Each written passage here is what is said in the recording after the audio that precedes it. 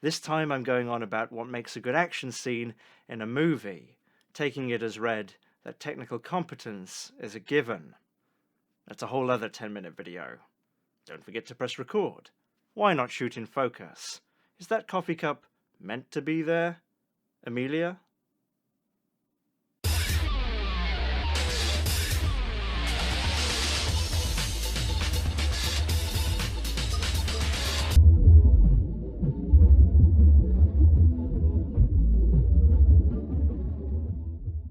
Action scenes, or moments of action in a scene, can range in scale from epic battles to the throwing of a single punch. They're not necessarily confined to violence. Races and chases are action scenes. I'd call this bit in Black Swan an action scene. I'm really talking about action being the focus. But as well as the action itself varying in scale, the ways of effectively shooting and editing an action scene are probably innumerable. What makes an action scene effective, regardless of what it intends the audience to feel or how it's put together, is, in my opinion, tension.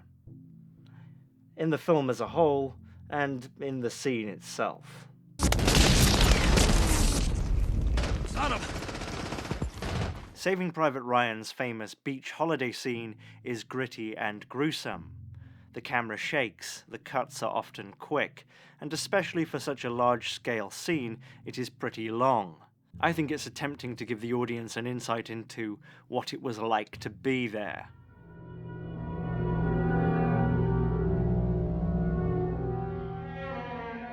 This battle scene in Ran has an equally grand scale. At least in action terms, the cuts are often far between each other. The only sound is the ponderous, melancholic score.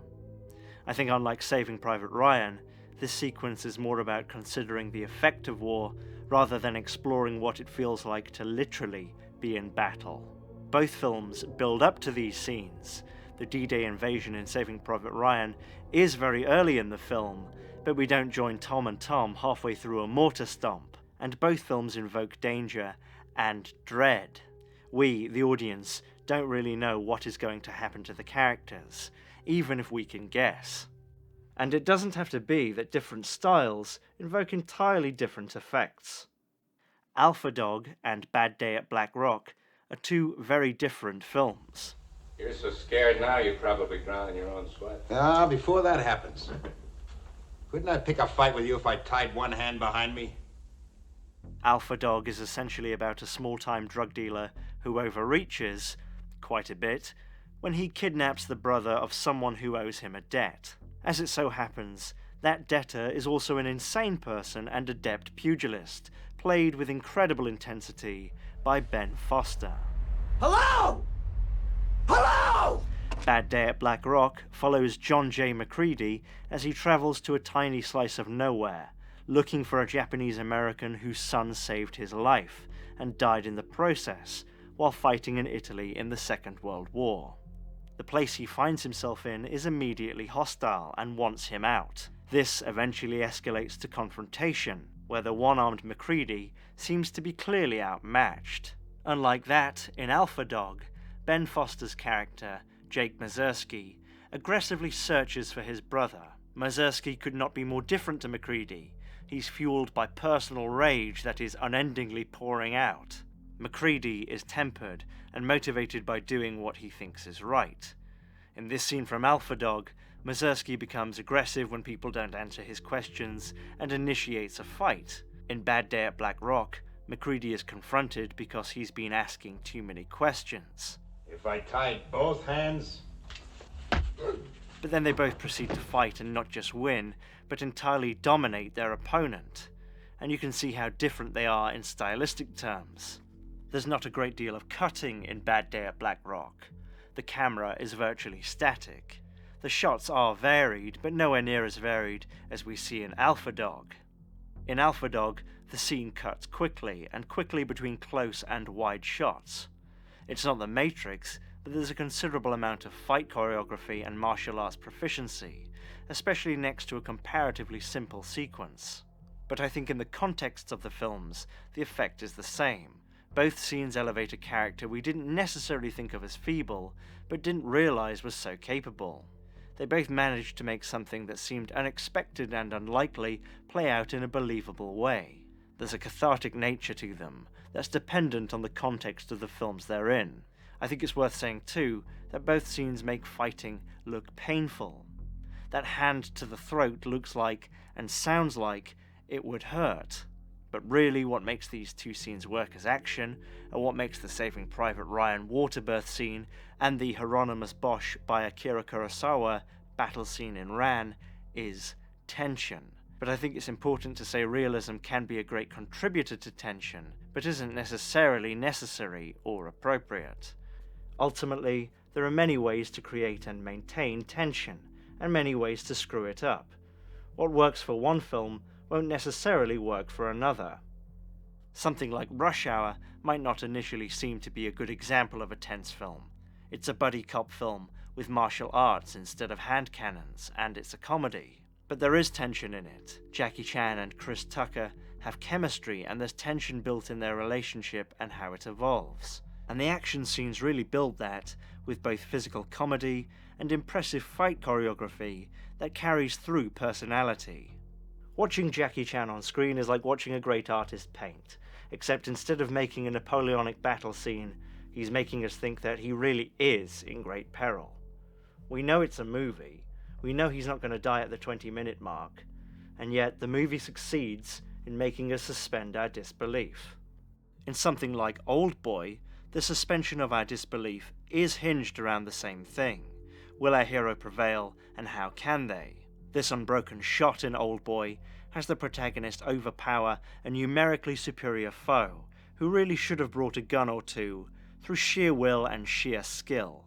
Just like Rush Hour, just like many other films. But the tone is completely different, and the tempo of action is much slower. It's more about the brutality and the struggle than how Jackie is going to get out of this one whilst looking like both a martial arts master and someone who got lost at a bar mitzvah. What I'm saying is something doesn't have to be believable to be tense. We don't watch The General and wonder if Buster Keaton is actually going to end up under the wheels. Surely they're not going to keep the part in where Harold Lloyd plunges to his death. I think it's fair to say that with or without a realistic tone, a sense of danger is usually critical. It doesn't have to be a danger of death necessarily, and there are exceptions.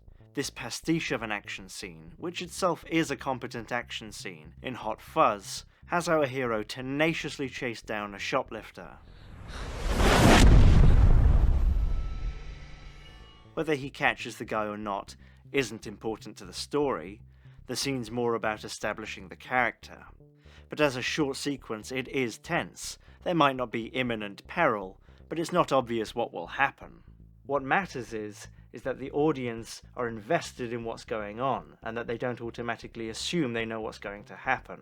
I'd argue that something like Die Hard 5 really lacks any tension throughout, in no small part because the danger never feels tangible, and the outcome of each action encounter feels clear. The leads are bulletproof, and don't act like people in danger. I think it's a good example of relying on spectacle without building tension sufficiently. Something that manages to be both lazy and having the effect of making things more difficult for the filmmakers. I think there's a comparison to be had here between overusing CGI and overusing action, by the way. Both can be really powerful tools, and both require a tremendous amount of work, but not necessarily always by the director or the producers. If you know what I mean. Do it on the computer. Magic computer. Why wouldn't a helicopter and missiles and machine guns be fun? Well, they certainly could be if the story were any good, or the characters were likable or even remotely relatable. Compare this to Die Hard the Third, with a vengeance, avenging. Not a perfect example of tension everywhere, but in this particular scene where John and Zeus drive through Central Park, there is tension. They're not really going very fast, there's no attack helicopter on their tail, but because of the way it's cut and the way the characters are reacting to what's happening, it looks like what they're doing is really dangerous. Even though they are clearly separate things, I think when it comes to action, it can be easy to conflate tension with spectacle, and hope that the former comes out of the latter. And I think that's a mistake that Hollywood has made increasingly as time has gone by. Terminator 2's big aqueduct chase is a grand spectacle by anyone's standards, and it being so big and so highly produced is obviously no hindrance to it. But what I'd argue is the reason that scene is so memorable and effective as an action scene isn't really the scope of the sequence. Yes, the characters are established well, yes, there's build-up and even a feeling of dread beforehand, but it's the feeling of danger to the characters that really drives it. It's much easier to raise tension when your protagonist is getting hurt, or struggling, or is relatable. Something like The Matrix 2, Matrices, has an incredible amount of technical work that often feels wasted because Neo isn't discovering with us that he knows Kung Fu, he's just fearlessly Kung Fuing. Even going back to Bad Day at Black Rock, where MacReady essentially marmalizes a much younger, bigger, fitter man with zero error, it's not clear that is going to happen until it happens. Even after he's through the door, we as an audience are still hanging on. The film lets the action play out and doesn't feel the need to truncate it. Compare this to something like Transporter 2. Sigh.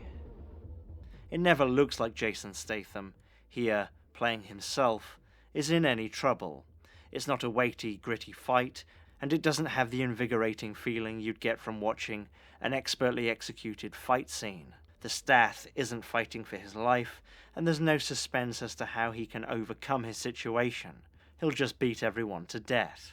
The essential situation is the same as in the Oldboy clip, but the handling is totally different, and not just because Oldboy is technically superior. It's more considered, and it feels actually important to the film and the character, rather than just arbitrarily included. The essential situation is the same too in Rumble in the Bronx. That film's action scenes wouldn't be tense if Jackie Chan was smugly eyeing the fist fodder as though he's entirely convinced of his own survival because he's read the script. Obviously, some films do tension and suspense well, and some don't. No matter how good an action scene, it can only really be as tense as the film as a whole allows it. It isn't that Terminator 6's action scenes aren't well made, and therefore not tense. It's that the rest of the film is flat and lazy, so why would I care? It feels clear that action scenes are often used as a crutch for tension. Is this bit of the film exciting? No? How can we make it exciting? We can have Liam Neeson jumping over a fence, from many different angles, cut very quickly. In fact, a very kind person has uploaded this clip on YouTube on a loop for 10 hours. It isn't because it's tense. To wrap it up, I'll draw a loose comparison to video games. Most video games are designed for the player to win, but if you put in an invincibility cheat, you make the gameplay arbitrary and boring. You were going to win anyway, but now there's no real point because there's no tension. That's the fun of it. It's the same with movies. We never thought that they were in peril, really. It's a movie. Let's pretend. For me, there's not a great deal of value in action scenes with foregone, obvious conclusions, or that seem to value style over substance or meaning, or presenting an obstacle for the character to overcome and maybe be informed by. Two sweaty dudes hitting each other isn't that interesting with no context. I want Rocky to win. I want to know if he will or not. Who will win in the shootout? Will the French Connection lads catch the train, or will Roy Scheider have to drive all the way to Utica? And that's just about it. See you next time, where I'll be talking about something or other. Perhaps. Thanks for watching. Goodbye.